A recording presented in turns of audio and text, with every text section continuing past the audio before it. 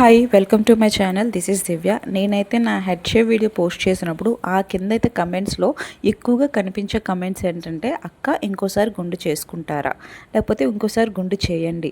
So first ఈ comments చూడగానే చాలా నవ్వు వచ్చింది, కానీ అలాంటి కమెంట్స్ అయితే కొంచెం ఎక్కువగా అవే వచ్చాయి. సో అప్పుడు నేనైతే ఆలోచించాను, ఎందుకు ఇలా అడుగుతున్నారు, నిజంగా నేను మళ్ళీ గుండు చేయాలా అనేసి.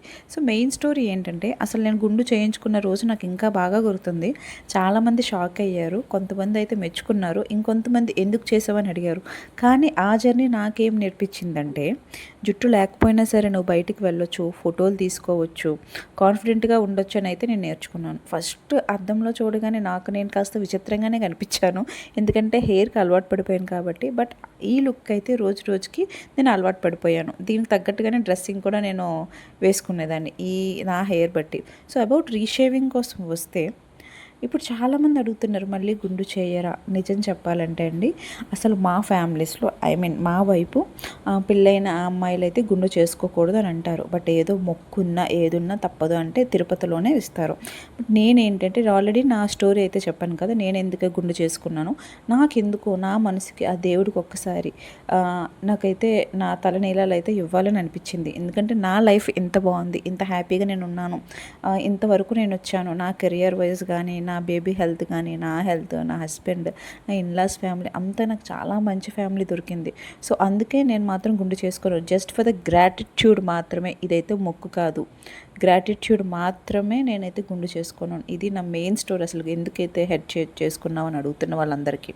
సో ఇప్పుడైతే నా ఆన్సర్ ఏంటంటే, రీషేవ్ కోసం నిజం చెప్పాలంటే మరి నేనైతే గుండు చేసుకోనండి. చాలు, నేను నా గ్రాటిట్యూడ్ చూపించడానికి మాత్రమే గుండు చేసుకోను. It is not for the style purpose, లేకపోతే ఇది నా యాటిట్యూడ్, ఇదే నా ఒరిజినాలిటీ అయితే నేను కాదు గుండు చేయించుకోను. ఆ హెయిర్ స్టైల్లో ఉండడం అన్నది నా ఒరిజినాలిటీ కాదు. నేను దేవుడి కోసం మాత్రమే గుండు చేయించుకున్నాను. సో ఇప్పుడైతే నేను ఎంజాయ్ చేస్తున్నానండి. ఎవ్రీ వీక్, ఎవ్రీ మంత్ నా హెయిర్ ఎలా పెరుగుతుంది, ఎంతెంత చేంజెస్ ఏమొస్తున్నాయి. ఆ హెయిర్ గ్రోత్ జర్నీని అయితే నేను మధ్యలో ఆపేయాలని నాకు అనిపించడం లేదు. హెయిర్ గ్రోత్ కోసం చాలా టిప్స్ అయితే నేను ఫాలో అవుతున్నాను. చాలా థిక్ హెయిర్ వస్తుంది, ఆ హెయిర్ చూసుకుంటే నాకే హ్యాపీ అనిపిస్తుంది. సో అవన్నీ కూడా మీతో షేర్ చేసుకుంటే, ఇన్ కేస్ మీరు ఇంట్రెస్టెడ్ అయితే నాకు కమెంట్ చేయండి. హెయిర్ గ్రోత్ టిప్స్ ఏంటి, ఎట్లా మీరు మేనేజ్ చేస్తున్నారు, లేకపోతే ఎవరెవరు ఎలా రియాక్ట్ అయ్యారా, లేకపోతే ఎలాంటివి మీరు ఫేస్ చేశారు బయటకు వెళ్తే ఆఫీస్కి కానీ, ఆ హెయిర్ లేకపోవడం వల్ల ఎలా మిమ్మల్ని చూసారు, అవన్నీ మీకు కావాలంటే కమెంట్ చేయండి, నేనైతే పోస్ట్ చేస్తాను. ఇంకా అంతేకాదు, ఇన్ని నెలలు కష్టపడ్డాను కదా. నా హెయిర్ ఆల్రెడీ మీరు ముందు పిక్స్లో చూసుంటే చాలా హెల్దీ హెయిర్ అండి నాది. జెనెటిక్స్ వైజ్ కూడా నాకు మంచి హెయిర్ దేవుడు ఇచ్చాడు. సో దానికి నేను చాలా ఆనందపడతాను. సో ఇన్ని నెలలు ఎప్పుడు పెంచుతున్నాను కదా, ఎవ్రీ మంత్ చాలా కేర్ తీసుకొని పెంచుతున్నాను, చాలా టిప్స్ తీసుకొని మంచి థిక్గా రావడానికి అయితే చూస్తున్నాను. ఇవన్నీ జుట్టుని మళ్ళీ గుండు చేయాలంటే నా జుట్టు కూడా అమ్మ నన్ను వదిలే దేవుడా అంటదేమో.